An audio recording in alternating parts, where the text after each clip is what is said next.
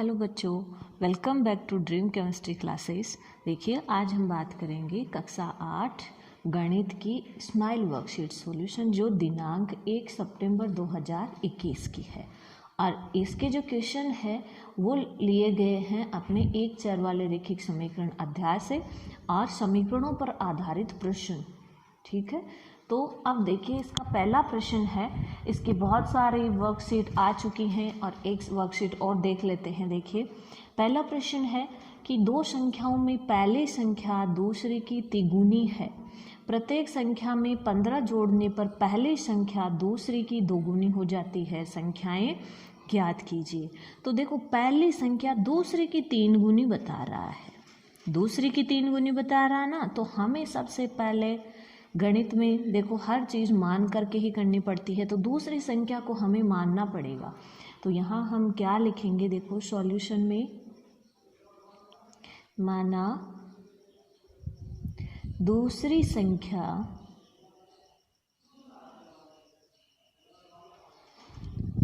अक्ष है। ठीक है, तो पहली संख्या क्या हो जाएगी अपनी, तो पहली संख्या दूसरी की 3 गुनी, दूसरी अक्ष मान ली, तो पहली संख्या क्या हो गई, 3 अक्ष। ठीक है, जैसा प्रश्न में लिखा हुआ है उसी के अनुसार हम अपने समीकरण को बनाएंगे। अब देखो, प्रत्येक संख्या में 15 जोड़ने पर, ठीक है, दोनों संख्याओं में हमें कितने जोड़ने हैं, 15 जोड़ने हैं। पहली संख्या कितनी है, अक्ष है, कितने जोड़ दिए, 15 जोड़ दिए। दूसरी संख्या भी कितनी है, 3 अक्ष, इसमें भी कितने जोड़ दिए, 15 जोड़ दिए। ठीक है, दोनों में जोड़ दिए।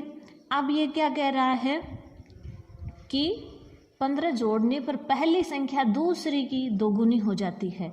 तो जो पहली संख्या है वो दूसरी संख्या की क्या हो जाती है, दोगुनी हो जाती है। तो इधर हम क्या करेंगे, इसको दुगुना बना देंगे। ठीक है, तो अब देखो, यहाँ से अब अपनी समीकरण बन गई, इसको हम सॉल्व कर लेते हैं। तो देखो, 2 का अंदर गुणा करेंगे तो 2 अक्ष प्लस 15 दूनी 30 बराबर 3 अक्ष प्लस 15। पक्षांतरण कर देंगे तो देखो, इस तरफ 3 अक्ष हैं, इस तरफ 2 अक्ष हैं। तो हम क्या करेंगे, पहले इस तरफ ये लिख देते हैं। देखो, 30 इस तरफ है, 15 को इस तरफ लाएंगे, माइनस के 15 बराबर 3 अक्ष इधर पहले से है, 2 अक्ष को पक्षांतरण करके इधर लाएंगे, माइनस के 2 अक्ष हो जाएंगे। तो यहाँ से अगर हम अक्ष की बात करें, 3 अक्ष में से 2 अक्ष गए, अक्ष, अब अक्ष मैं इधर लिखूँ चाहे इधर लिखूँ, कोई फर्क नहीं पड़ेगा इस चीज़ से। और 30 में से 15 गए, 15, यानी अक्ष की वैल्यू अपने पास में क्या आ गई, 15 आ गई। और अक्ष हमने कौन सी संख्या को माना था, दूसरी संख्या को। तो दूसरी संख्या अपनी क्या हो गई, दूसरी संख्या हो गई 15। तो पहली संख्या क्या हो जाएगी, 3 अक्ष, यानी 3 गुणा 15 बराबर 45। ठीक है, ये अपनी पहली और दूसरी संख्या आ गई। अब हम बात करते हैं, देखो दूसरे प्रश्न की। अपने आप में एक नया प्रश्न आएगा। देखिए दूसरा, 2 अंकों वाली दी गई एक संख्या के अंकों का योग कितना है, 11 है। इस संख्या के अंकों के स्थान बदलकर प्राप्त संख्या दी गई संख्या से 45 अधिक है। दी गई संख्या ज्ञात कीजिए। तो देखो, 2 अंकों की संख्या है, 2 अंकों की है, तो हमें इकाई दहाई मानना पड़ेगा। ये इकाई, ये दहाई, इस तरह से कोई 2 अंक होंगे। ठीक है, तो हम क्या करेंगे, सबसे पहले माना कि इकाई का अंक, माना संख्या का इकाई अंक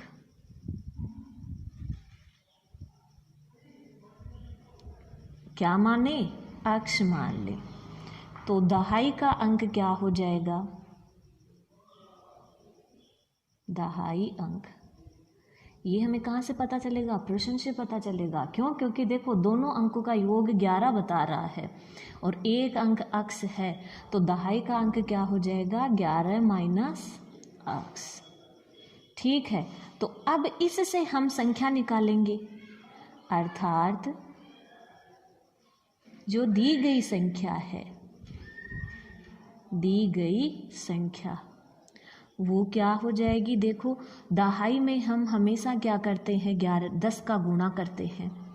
तो देखो दी गई संख्या क्या हो जाएगी? 10 इंटू 11 माइनस अक्स और प्लस के अक्स। ठीक है, अब यहाँ से इसको अपन सॉल्व करेंगे तो ये देखो कितना हो जाता है? 110। 10 को 11 से गुणा किया 110 माइनस के 10 अक्स प्लस अक्स, और ये कितना हो गया? 110 माइनस के 10 अक्स हैं, प्लस का अक्स है तो माइनस के 9 अक्स। ठीक है, ये अपनी संख्या आ गई जो हमें दे रखी है। ठीक है, हमने मान की जो किया है वो। फिर ये कह रहा है कि इस संख्या के अंकों के स्थान बदलकर, अंकों का स्थान बदलने का मतलब क्या हुआ? जैसे यहाँ पे ये कोई संख्या 45 है और स्थान बदलने पे ये कितना हो गया? 54 हो गया। इकाई के अंक पे दहाई वाला अंक और दहाई के अंक पे इकाई वाला अंक। तो यहाँ पर अंकों को बदलने पर, अंकों को बदलने पर,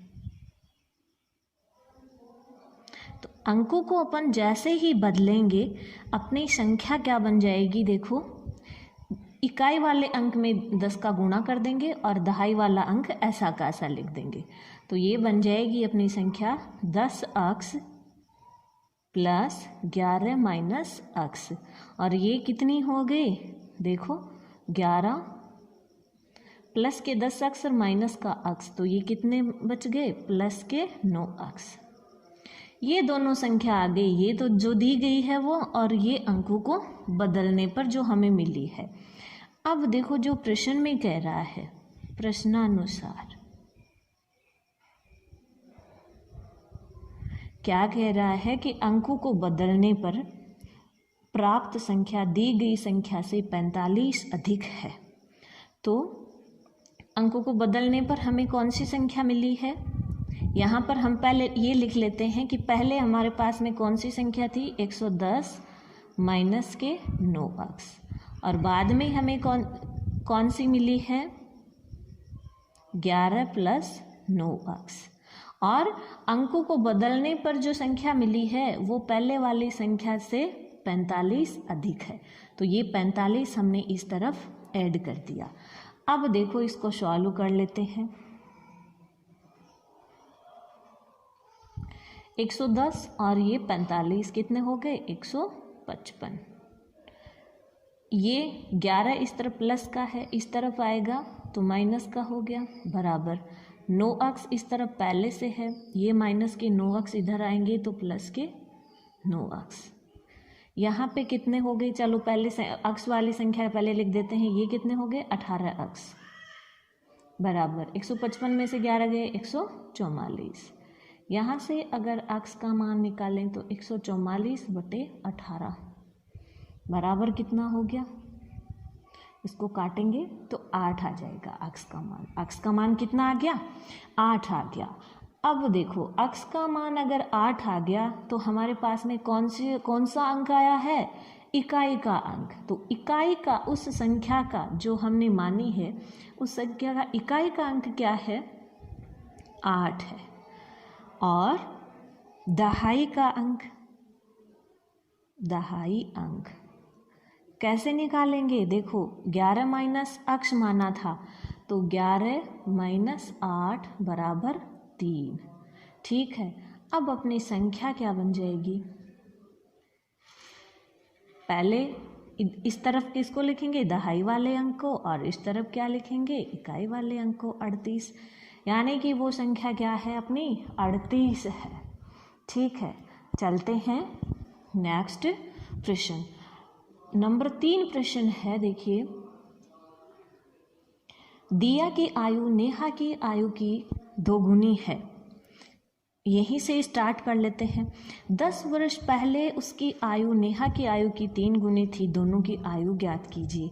ठीक है, तो देखो दिया की आयु नेहा की आयु की दुगुनी बता रहा है, नेहा की आयु की दुगुनी, तो हमें किसकी माननी पड़ेगी? नेहा की।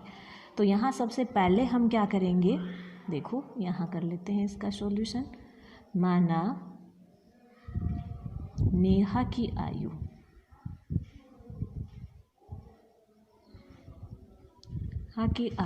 x वर्ष है, x वर्ष। ठीक है, तो दिया की कितनी हो जाएगी?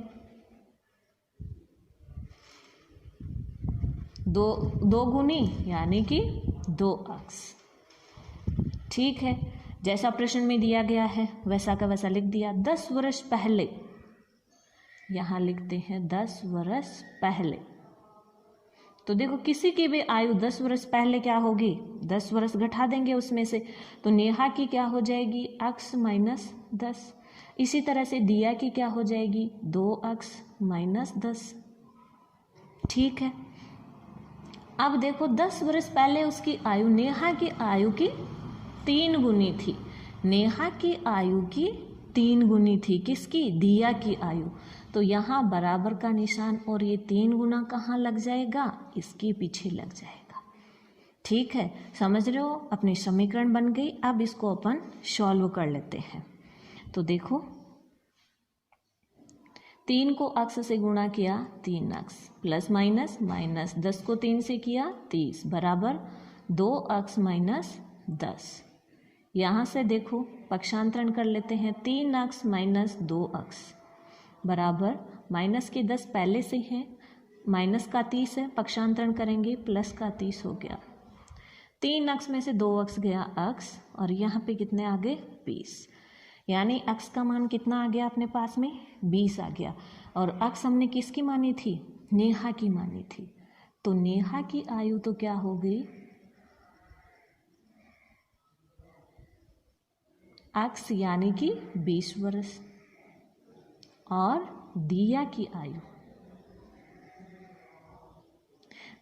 आयु क्या होगी? 2x यानी 2 गुणा 20 बराबर 40 वर्ष। हुआ क्लियर? चलो अगला प्रश्न है, देखो अरुणा एक संख्या सोचती है। अरुणा क्या सोचती है? एक संख्या सोचती है, और वह इसमें से 7/2 घटाकर परिणाम को 6 से गुणा करती है।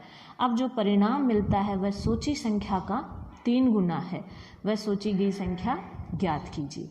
तो देखो हम क्या मानेंगे कि सोची गई संख्या क्या थी? x थी। सोची संख्या x है। अब इसमें से वो क्या कर रही है? कितना घटा रही है? 7/2। तो x माइनस 7/2। फिर क्या कर रही है? परिणाम को 6 से गुणा करती है। ये लो, परिणाम को उसने 6 से गुणा भी कर दिया। और अब जो परिणाम उसे मिलता है वह सोची संख्या का 3 गुना है। 3 गुना है मतलब 3x है। ठीक है, समीकरण बन गई। अब यहाँ पर हम इसको सॉल्व कर लेते हैं। तो देखो x को 6 से करेंगे, आ गया 6x माइनस 7/2 गुणा 6 बराबर 3x। 2 से 3 बार कट गया। यहाँ से कितना आ गया? 6x माइनस 7 या 21 बराबर 3x। यहाँ से हम करेंगे पक्षांतरण। तो देखिए 6x माइनस 3x बराबर कितने हो जाएंगे? 21। 21 इस तरफ माइनस का है, बराबर के इस तरफ आ गया, 21 प्लस का हो गया।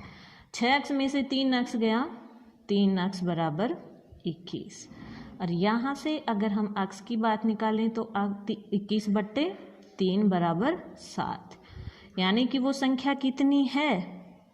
सोची गई संख्या 7 है। क्लियर हुआ? अब देखिए अगला और अपना लास्ट प्रश्न है, नंबर 5 प्रश्न है कि रेखा की माँ की आयु 3 गुनी है।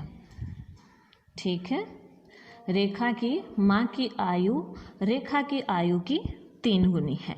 तो हम यहीं से स्टार्ट कर लेते हैं। सबसे पहले हम मान लेते हैं, माना रेखा की आयु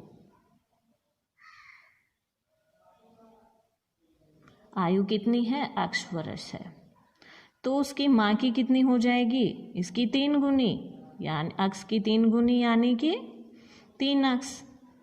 ठीक है, 6 वर्ष बाद, अगर बाद की बात करें तो देखो इनमें 6 ऐड कर देंगे, तो अब 6 वर्ष बाद की बात करें तो 6 वर्ष बाद देखो इधर रेखा है ना, तो रेखा की आयु क्या हो जाएगी, x प्लस 6, और इधर अगर माँ की बात करें तो माँ की कितनी हो जाएगी, 3x प्लस 6। अब देखो समीकरण हमें यहाँ से बनाना है, तो 6 वर्ष बाद रेखा की आयु उसकी माँ की वर्तमान आयु की क्या हो जाएगी, आधी, यानी माँ की आयु के हमें क्या लगाना पड़ेगा, 1/2 लगाना पड़ेगा। ठीक है, ये अपना समीकरण यहाँ पे बन गया। अब देखिए तिरछा गुणा कर देते हैं, यहाँ पे 2 को इस तरफ गुणा करेंगे तो ये कितने हो जाएंगे, 2x प्लस 2 6 12 बराबर कितने हो गए, 3x प्लस 6। इधर 12 है, ठीक है, और 6 को इस तरफ लाएंगे, माइनस के 6 हो गए, 3x इधर पहले से है और 2x को इधर लाएंगे तो माइनस का हो गया, 12 माइनस 6 यानी कि 6 बराबर x, यानी x का मान कितना आ गया अपने पास में, 6 वर्ष आ गया, जो कि किसकी आयु मानी है हमने, रेखा की आयु मानी है। तो यहाँ हम लिखें कि रेखा की वर्तमान आयु कितनी हो जाएगी, 6 वर्ष, और रेखा की अगर 6 है तो माँ की क्या हो जाएगी, देखो 3 × x यानी 3 × 6 बराबर के 18 वर्ष। इस तरह से अपना क्वेश्चन है वो हो जाता है, माँ और रेखा की वर्तमान आयु हम निकाल लेते हैं। तो देखिए जो समीकरणों वाले क्वेश्चन होते हैं उनमें हमें क्वेश्चन के अकॉर्डिंग सबसे पहले समीकरण बनाना पड़ता है और उसको हम x मान करके ही करना पड़ता है। ठीक है, इस तरह से आज की वर्कशीट अपनी सॉल्व हो जाती है। मिलते हैं नेक्स्ट वीडियो में नेक्स्ट क्वेश्चंस के साथ, तब तक आप इस वीडियो को देखिए। अगर आपको ये वीडियो पसंद आता है तो आप इसको लाइक और शेयर करें, और जो अपना चैनल है ड्रीम केमिस्ट्री क्लासेज उसको सब्सक्राइब करें ताकि लेटेस्ट वीडियो की नोटिफिकेशन आप तक पहुंच सके। थैंक यू बच्चों।